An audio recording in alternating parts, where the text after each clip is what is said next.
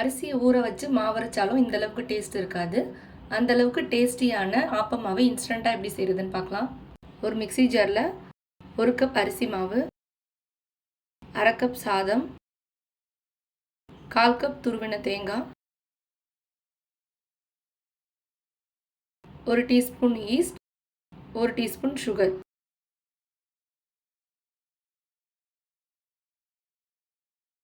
இது கூட தேவையான அளவு தண்ணி சேர்த்து நல்லா நைஸாக அரைச்சி எடுத்துக்கலாம். தோசை மாவு அளவுக்கு இல்லாமல் கொஞ்சம் தண்ணியாக. இப்போ தேவையான அளவு உப்பு போட்டு நல்லா கரைச்சி 1 மணி நேரம் மூடி வச்சுக்கலாம். இப்போ 1 மணி நேரம் கழித்து திறந்து பார்த்தீங்கன்னா மாவு நல்லா பொங்கி ஆப்பம் ஊற்றுறதுக்கு ரெடியாக இருக்குது.